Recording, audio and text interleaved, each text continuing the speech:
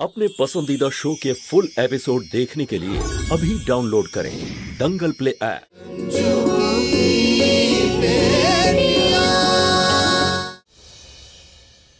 দিদার সাথে কি আদিক্ষেতা হচ্ছে? হ্যাঁ মা, আমরা দিদাকে এটা বলছিলাম যে দিদা কতটা সুইট, তাই না দিদা? ললিতা, ওই বুড়িটা না রঞ্জুর থেকেও বেশি চালাক। আর আমি তো ভেবেছিলাম যে তুই যে শর্ত দিলি না, ওরা বোধহয় পালিয়ে যাবে। বাবা গো, ও তো রঞ্জু সব মেনে নিল। হ্যাঁ মা, আমিও সেটাই ভেবেছিলাম যে রঞ্জু মাথা দিয়ে খেলবে, কিন্তু ও তো মনের কথা শুনলো। এবার আমাকে পরের খেলাটা মাথা দিয়েই খেলতে হবে। একটা কথা খেয়াল রাখো, মা কিন্তু গুড্ডুর মা হন, তাই কোনো অবস্থাতেই ওনার সাথে অসভ্যতা করবে না। আমাদের ওনার মন জয় করতে হবে, ঠিক আছে? ওই টিমের সবচেয়ে বড় খেলোয়াড় মা। আমাদের যেভাবে হোক মাকে রঞ্জু আর ওর মেয়েদের থেকে দূরে সরাতে হবে। মায়ের জন্যই ওরা বস্তি থেকে বাংলো অবধি পৌঁছে গেছে। একবার উনি বদলে গেলে তখন আর ওদের হাতে কিছুই থাকবে না। বাহ মা, কি idea! You are awesome like always. আরে দূর, তোমাদের মাকে তো আইডিয়া সব আমি দিয়েছি। আরে আমি তো আরো বুদ্ধিমতী রে। কিন্তু মা, ঠাকুমাকে ওদের থেকে আলাদা কি করে করব? আরে এই কাজ তো ওই বুড়ির বংশধরেরাই করবে, দুই নাতি করতে পারে। মা ঠিকই বলছে, মা সব সময় নাতেই চাইতেন, আর ওনার সেই ইচ্ছে তো তোমরা পূরণ করে দিয়েছো। তাই তোমাদের জন্য ওনার মনে সফট কর্নার অবশ্যই আছে। ডোন্ট ওয়ারি মা, ঠাকুমার মন জয় করা আমাদের কাছে কোনো কঠিন কাজ নয়। এবার তোমরা শুধু দেখো যে কি করে আমরা ওই বুলবুল আর ওই শালুকে টাইট দিই। শাবাশ।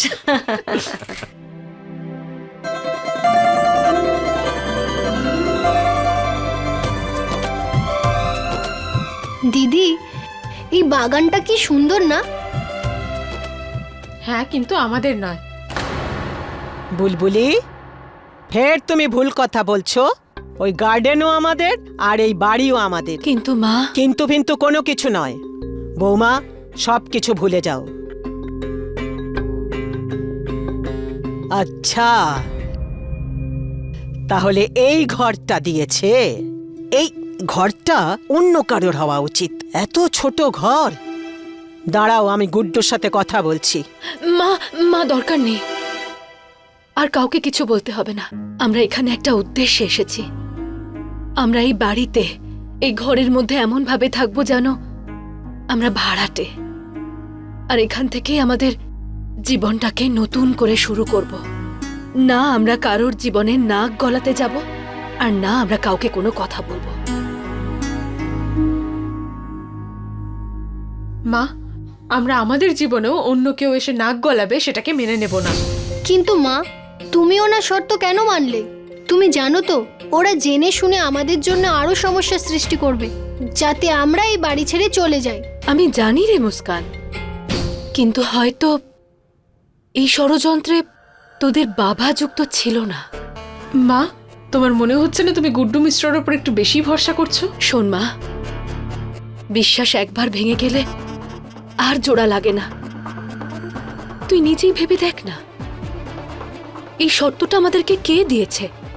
ললিতা দিয়েছে তো, তোদের বাবা কিন্তু দেয়নি। বৌমা, তুমি ঠিকই বলেছ। হয়তো তোমরা ঠিকই বলছো, কিন্তু মা, গুড্ডুবাবু তো নিজেই চান যে আমরা এই বাড়ি থেকে চলে যাই। ঠাকুমা,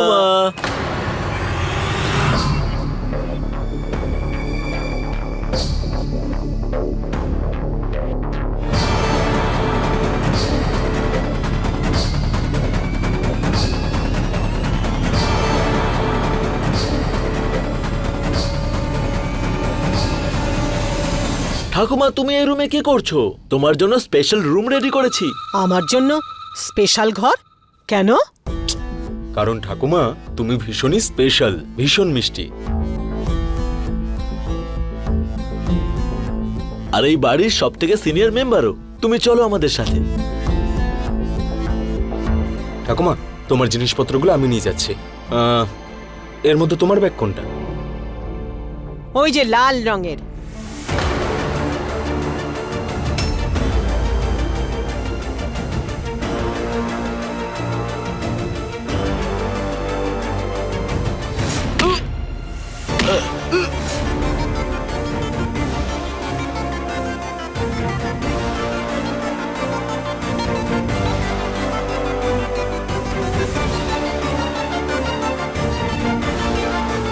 চলো ঠাকুমা। যাওয়া যাক।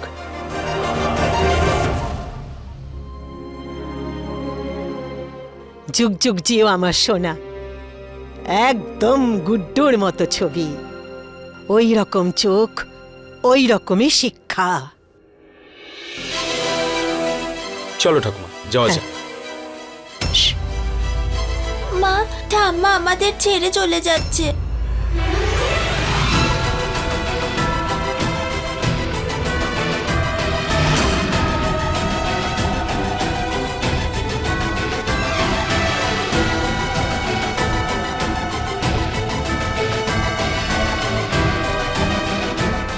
দাঁড়াও বাবা।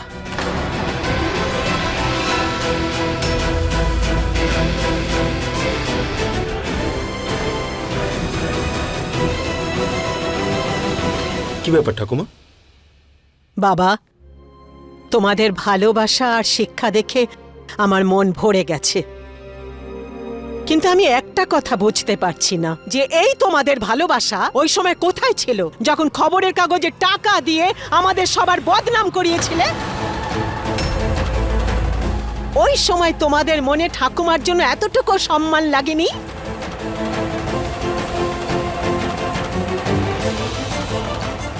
আর এই চারজন তোমাদের সৎ হতে পারে, কিন্তু বোন তো, এক মুহূর্তের জন্য ওদের প্রতি তোমাদের ভালোবাসা এলো না?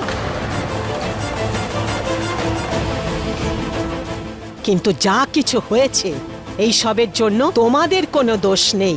আরে তোমাদের শিক্ষা দীক্ষার মধ্যে তো অভাব আছে।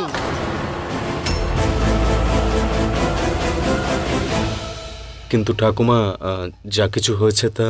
আমি তোমাদের কোনো কথা শুনতে চাই না। তোমরা হচ্ছ আমার নাতি আর আমি তোমাদের ঠাকুমা। আমাদের প্রেম আর ভালোবাসা তোমাদের জন্য আছে, কিন্তু তখন যখন তোমরা তোমাদের কৃতকর্মের প্রায়শ্চিত্ত করবে। ঠাকুমা, আমি তোমাকে সবটা বোঝাচ্ছি, তুমি আগে রুমে তো চলো। হ্যাঁ ঠাকুমা। না বাবা, যাও তোমরা দুজনে, আমি এখানেই ঠিক আছি। এখন তোমরা যাও আর দিদিমাকে জিজ্ঞেস করো যে পাপের প্রায়শ্চিত্ত কিভাবে করতে হয়, তারপরে তোমরা যা বলবে আমি তাই করব। ঠাকুমা, তুমি একবার আমাদের... ঠাকুমা,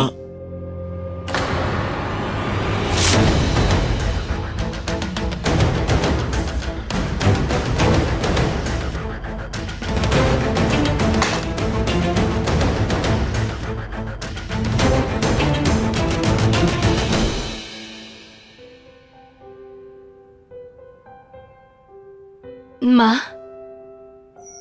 এক মুহূর্তের জন্য তো আমিও এটা ভেবেছিলাম যে আপনি হয়তো আমাদের ছেড়ে চলে যাবেন।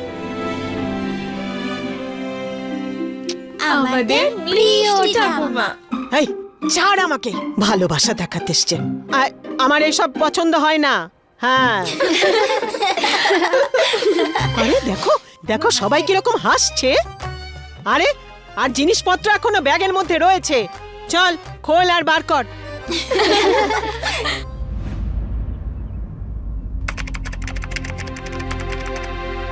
এই দেখুন ম্যাডাম, এইগুলো সব ডেকোরেশনের অপশন আপনার পার্টির জন্য। আমার মনে হয় পেস্টেল শেড সবথেকে বেশি ভালো লাগবে। শহরের সমস্ত কোটিপতিরা আসবে আমাদের পার্টিতে আমাদের অভিনন্দন জানাতে, তাই সব একদম ফার্স্ট ক্লাস হওয়া চাই। আমি বলছি কি, তুমি না লাইট শেড দিয়ে শুরু করো। ওই করিনা কাপুরের বিয়েতে করেছিল না ওদের অ্যানিভার্সারিতে, একদম সেই রকমই চাই আমার। করিনার পার্টিতেও এই পেস্টেল শেডটাই ইউজ করা হয়েছিল ম্যাডাম। আরে পেস্টেল পেস্টেল কি বলে যাচ্ছ? আমি তো বলছি লাইট শেড ইউজ করতে। ম্যাডাম, আমিও তো সেটাই বলছি। আচ্ছা, ইংলিশে লাইট কালারকে পেস্টেল বলা হয়। আচ্ছা ঠিক আছে, দেখাও কোন পেস্টেল শেড ইউজ করবে তুমি। এই দেখুন ম্যাডাম। এত আমি বুঝি না, যা পেস্টেল ইউজ করার করো, ব্যাস আমি শুধু চাই আমাদের ডেকোরেশনের যেন সবাই খুব প্রশংসা করে। নিশ্চয় নিশ্চয়, একদম, থ্যাংক ইউ।